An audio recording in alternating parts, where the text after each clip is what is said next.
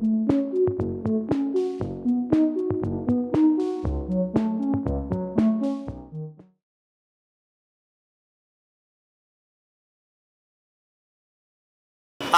Nomination দিলেন বালি বিধানসভা কেন্দ্রের কংগ্রেস মনোনীত প্রার্থী প্রিয়াঙ্কা চৌধুরী।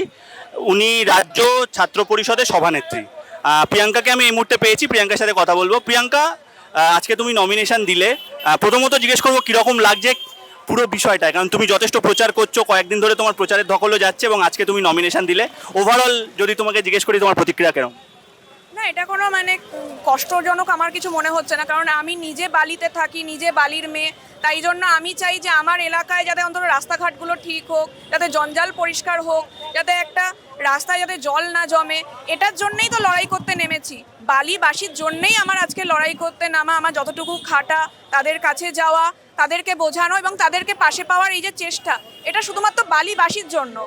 এবং সেই চেষ্টা যে আমি করছি, এটা করতে পেরে আমি নিজেকে অত্যন্ত আমি আমার দলের কাছে কৃতজ্ঞ যে সে মনে করেছে যে আমি এতটা যোগ্য যে আমাকে এরকম বালিবাসীর জন্য একটা ঐতিহ্যময় জায়গা, একটা সংস্কৃতিপ্রবণ জায়গায় আমাকে দাঁড় করানো হয়েছে জাতীয় কংগ্রেসের পক্ষ থেকে। প্রিয়াঙ্কা, বালি বিধানসভা মূলত হাওড়ার মধ্যে পড়ে। হাওড়ার কিন্তু বেসিক যে প্রবলেমগুলো সেগুলো কিন্তু মানুষ সেটা থেকে যথেষ্ট সমস্যায় পড়ে, যেমন রাস্তা, জল জমা।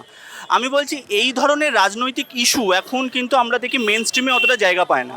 যদি প্রচার দেখি তাহলে অনেক বেশি ধর্মীয় আইডেন্টিটির ওপর প্রচার হয়, অনেক বেশি আর পাঁচটা বিষয় প্রচার হয়, কিন্তু এই ধরনের বেসিক বিষয় নিয়ে কিন্তু তুমি বারবার মানুষের কাছে যাচ্ছ এবং কথা বলছো। এই ধরনের ইস্যু কতটা এই মুহূর্তে রাজনীতিতে প্রাসঙ্গিক বলে তোমার মনে হয়?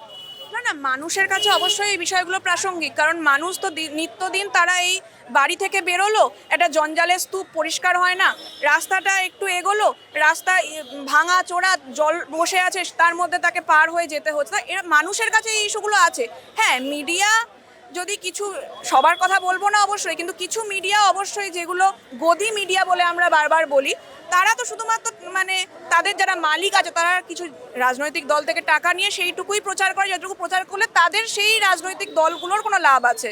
তো সেটাকে যদি আমরা সাইড লাইন করি, অর্থাৎ বালিতে আমরা যদি দেখি, বালিতে কিন্তু কোনো সম্প্রীতির অভাব হয়নি, কখনো কোনো ধর্মীয় যে বিদ্বেষ, এ ধরনের কোনো আমরা বাতাবরণ কখনো দেখিনি। আমরা ওখানে কিছু বেঙ্গলি কমিউনিটি বেশি, নন বেঙ্গলি কমিউনিটি আছে, কিন্তু সবাই মিলে সহাবস্থান করছে এবং একটা বন্ধুত্বপূর্ণ সহাবস্থান করছেন।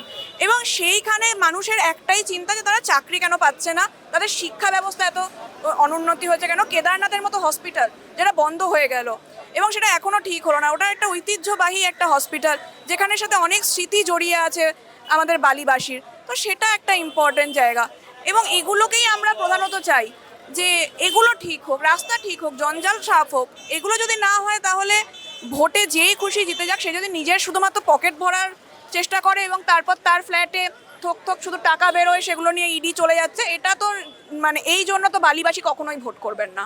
একটা শেষ প্রশ্ন তোমাকে করব, সেটা হচ্ছে তুমি প্রথমবার প্রতিদ্বন্দ্বিতা করছো, অপোজিশনে এখন বিরোধী দল হিসাবে বিজেপি রয়েছে এবং তৃণমূল শাসক দল।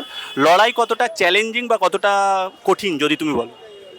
বিজেপি আর তৃণমূলকে তো আলাদাভাবে দেখছি না, দুজনেই দুজন গুন্ডা মস্তানকে দাঁড় করিয়ে দিয়েছে, যারা ওই এলাকার বাহুবলী। তাদের একটাই কাজ, তারা যে কোনো উপায় লোকজনকে ভয় দেখিয়ে, চমকিয়ে, ধমকিয়ে যাতে ভোট করতে না দেয়া। তো সবচেয়ে আগে তো একটা জিনিস যেটা আমার মনে হয় যে হঠাৎ করে আমরা রাস্তাঘাটের সমস্যা থেকে বড্ড বেশি চলে যাচ্ছি মাছ মাংস খেতে হবে কি না এই ধরনের সমস্যায়। তো মাছ মাংস তো অবশ্যই বাঙালিরা সারা জীবন খাবেন এবং বিজেপি কোনোদিনও এই বাংলা দখল করতে পারে না যদি না তৃণমূলের মদত থাকে। তো এই জিনিসগুলোকে নিয়ে আমার যেটা মনে হয় যে বালিতে এখন যেটা প্রাইম কনসার্ন, সেটা হলো রাস্তাঘাট, এইসব বিষয়গুলো যেগুলো প্রাথমিক বিষয়, সেগুলো নিয়ে আমরা লড়াই করবো এবং 100% আমরা আশাবাদী যেটা খুব ভালো একটা ফাইট হবে। চ্যালেঞ্জিং বলবো না, চ্যালেঞ্জিং যদি বলি তাহলে হয়তো সেটা একটু নেগেটিভ সেন্সে যায়। চ্যালেঞ্জিং না, আমি তো নিজের অনেক বন্ধু বান্ধবের ফ্যামিলি, তাদের সাথে আবার করে দেখা হচ্ছে প্রচারে বেরিয়ে, খুব ভালো লাগছে, কারণ সবসময় তাদের সাথে দেখা হয় না। এটা একটা উৎসবের পরিবেশ বলতে পারেন। তো সেই উৎসবের পরিবেশটাকে আমি যথেষ্ট এনজয় করছি এবং সকলের সাথে মিশছি, সকলের সাথে দেখা হচ্ছে, তাদের ফিডব্যাক নিচ্ছি, কি আরও ভালো করা যায় সেটার চেষ্টা করছি। Thank you Priyanka.